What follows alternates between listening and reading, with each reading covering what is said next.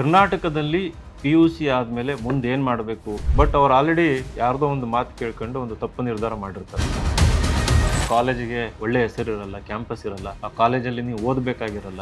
ವಿಶೇಷವಾಗಿ ಯಾರಾದರೂ IAS ಮಾಡಬೇಕಂತ ಕನ್ಸ್ಕೊಂಡಿದ್ರೆ ಜೊತೆಯಲ್ಲಿ ಒಂದು 4 to 5 hours ಇನ್ವೆಸ್ಟ್ ಮಾಡಿದರೆ ನೆಕ್ಸ್ಟ್ 3 to 4 years UPSCಗೂ ಕೂಡ ನೀವು ತಯಾರಿ ನಡೆಸ್ಬೋದು. ಫಸ್ಟ್ ಆಪ್ಷನ್ ಏನಂತಂದರೆ, ನಮ್ಮ ಜೀವನದಲ್ಲಿ ಬಹಳ ಚೆನ್ನಾಗಿ ನೆನ್ಪಿಟ್ಕೊಳ್ಳುವಂಥ ಒಂದು ಘಟ್ಟ ಏನಂತಂದರೆ ಕಾಲೇಜಿನ ದಿನಗಳು. ಇಲ್ಲಿ ಈ 4 ಗೋಡೆಗಳ ಮಧ್ಯೆ IAS ಮಾಡ್ತೀನಿ ಅಂತ ನೀವೇನಾದ್ರು ಅಂದ್ಕೊಂಡಿದ್ರೆ ಅದು ತಪ್ಪು. ಎಲ್ಲರಿಗೂ ನಮಸ್ಕಾರ.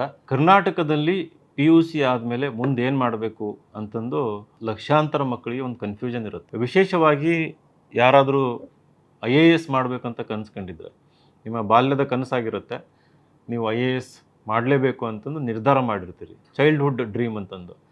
ಬಟ್ ಎಷ್ಟೊಂದು ಜನ ನಿಮಗೆ ಮಿಸ್ಗೈಡ್ ಮಾಡಿರ್ತಾರೆ. 12th ಆದಮೇಲೆ ಒಂದು ಡಿಸ್ಟೆನ್ಸ್ ಎಜುಕೇಷನ್ ತೊಗೊಳ್ಳಿ, ಅಥವಾ ಲೋಕಲಲ್ಲಿ ಯಾವುದಾದ್ರೂ ಕಾಲೇಜಲ್ಲಿ ಹೆಸರಿಗೆ ಮಾತ್ರ ಕಾಟಾಚಾರಕ್ಕೆ ಅಂತ ಏನು ಹೇಳ್ತೀವಿ ಅಲ್ಲಿ ಸೇರಿಕೊಂಡು ಅಟೆಂಡೆನ್ಸ್ ತೊಗೊಂಡು ಬೆಂಗಳೂರು ಅಥವಾ ಡೆಲ್ಲಿಗೆ ಹೋಗಿ ಕೋಚಿಂಗ್ ತೊಗೊಂಡ್ರೆ ಬೇಗ IAS ಆಗ್ಬೋದು ಅಂತಂದು ಯಾರೋ ಒಬ್ಬರು ನಿಮಗೆ ಈ ರೀತಿ ದಿಕ್ಕು ತಪ್ಪಿಸಿರ್ತಾರೆ. ದಯವಿಟ್ಟು ದಿಕ್ಕು ತಪ್ಪಬೇಡಿ. ನಾನು ನಮ್ಮ ಸಂಸ್ಥೆಯಲ್ಲಿ ಬೆಂಗಳೂರಿನಲ್ಲಿ ಕೂತಾಗ ಅಡ್ಮಿಷನ್ಗೆ ಬರಬೇಕಾದ್ರೆ ಇತ್ತೀಚೆಗೆ ಯಾಕೋ ಈ ವರ್ಷದಿಂದ ಹೆಚ್ಚಿನ ಸಂಖ್ಯೆಯಲ್ಲಿ PUC ಮಕ್ಕಳು ಬರ್ತಾ ಇದ್ದಾರೆ. ಬರೋರೆಲ್ಲ 90% ಮೇಲೆ ತೆಗೆದಿರೋಂಥವ್ರೆ, ಬ್ರಿಲಿಯಂಟ್ ಸ್ಟೂಡೆಂಟ್ಸ್. ಅವ್ರ ಭವಿಷ್ಯ ಭಾಳ ಉಜ್ವಲವಾಗಿರಬೇಕು. ಬಟ್ ಅವ್ರು ಆಲ್ರೆಡಿ ಯಾರ್ದೋ ಒಂದು ಮಾತು ಕೇಳ್ಕೊಂಡು ಒಂದು ತಪ್ಪು ನಿರ್ಧಾರ ಮಾಡಿರ್ತಾರೆ. ಲೋಕಲಲ್ಲಿ ಯಾವುದೋ ಒಂದು ಕಾಲೇಜಿಗೆ, ಆ ಕಾಲೇಜಿಗೆ ಒಳ್ಳೆಯ ಹೆಸರಿರಲ್ಲ, ಕ್ಯಾಂಪಸ್ ಇರಲ್ಲ, ಆ ಕಾಲೇಜಲ್ಲಿ ನೀವು ಓದಬೇಕಾಗಿರಲ್ಲ, ಕಾಲೇಜ್ ಲೈಫ್ ಅನ್ನೋದು ಟೋಟಲಿ ಝೀರೋ ಇರ್ತದೆ. ಬಟ್ ಇಲ್ಲಿ ಸಡನ್ಲಿ ಬಂದು ಕೋಚಿಂಗ್ ಇನ್ಸ್ಟಿಟ್ಯೂಷನ್ನಲ್ಲಿ ಸೇರಿಕೊಂಡು ಇಲ್ಲಿ ಈ 4 ಗೋಡೆಗಳ ಮಧ್ಯೆ IAS ಮಾಡ್ತೀನಿ ಅಂತ ನೀವೇನಾದ್ರು ಅಂದ್ಕೊಂಡಿದ್ರೆ ಅದು ತಪ್ಪು. ನನ್ನ ಸಲಹೆ, ಅಂಥ ಹುಡುಗರನ್ನೆಲ್ಲ ವಾಪಸ್ ಕಳಿಸ್ತಾ ಇದ್ದೀನಿ ನಾನು. ಅವರಿಗೆ ಬೆಂಗಳೂರಲ್ಲಿ ಕ್ರೈಸ್ಟ್ ಅಂತೆ, RV ಕಾಲೇಜ್ ಇಂಜಿನಿಯರಿಂಗ್ ಏನಾದರೂ ಚೆನ್ನಾಗಿ ಸ್ಕೋರ್ ಮಾಡಿದರೆ CETನಲ್ಲಿ, ಅಥವಾ ಸೇಂಟ್ ಜೋಸೆಫ್ ಅಂತ ಇದೆ, ಮೌಂಟ್ ಕಾರ್ಮೆಲ್ ಕಾಲೇಜ್ ಇದೆ, ಅಥವಾ ಯಾರಾದರೂ ಇನ್ನೂ ಚೆನ್ನಾಗಿ ತೆಗೆದಿದ್ರೆ ಡೆಲ್ಲಿ ಯೂನಿವರ್ಸಿಟಿಗೆ ಹೋಗಿ, ಅದು CUET ಅಂತ ಎಂಟ್ರೆನ್ಸ್ ಇರುತ್ತೆ, ಅದನ್ನು ಬರೆದು ಈ ರೀತಿ ಒಳ್ಳೊಳ್ಳೆ ಸಂಸ್ಥೆಗಳಲ್ಲಿ ಅಡ್ಮಿಷನ್ ತಗೊಳ್ಳಿ ಅಂತಂದು ಅವರಿಗೆ ಸ್ವಲ್ಪ ಕಿವಿ ಮಾತು ಹೇಳಿ, ಬುದ್ಧಿ ಹೇಳಿ ಅವ್ರನ್ನ ವಾಪಸ್ ಕಳಿಸ್ತಾ ಇದ್ದೀನಿ. ದಯವಿಟ್ಟು ಆ ರೀತಿ ತಪ್ಪು ನಿರ್ಧಾರ ತೊಗೊಂಡಿದ್ರೆ ಈಗಲೂ ಟೈಮ್ ಇದೆ.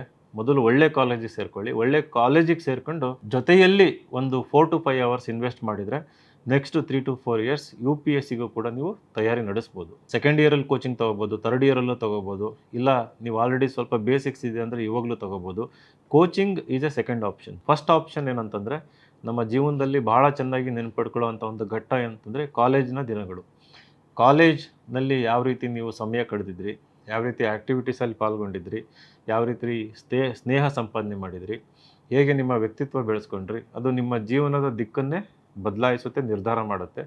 ಅದನ್ನು ಮೈನಸ್ ಮಾಡಿಕೊಂಡು IAS ಮಾಡ್ತೀನಿ ಅಂತಂದರೆ ನಾಳೆ ಅಪ್ಪಿತಪ್ಪಿ ಏನಾದರೂ IAS ಆದರೂ ಕೂಡ ನಿಮಗೆ ಹೆಮ್ಮೆಯಿಂದ ಹೇಳ್ಕೊಳ್ಳೋದಕ್ಕೆ ಒಂದು ಕಾಲೇಜ್ ಹೆಸರಿರೋದಿಲ್ಲ.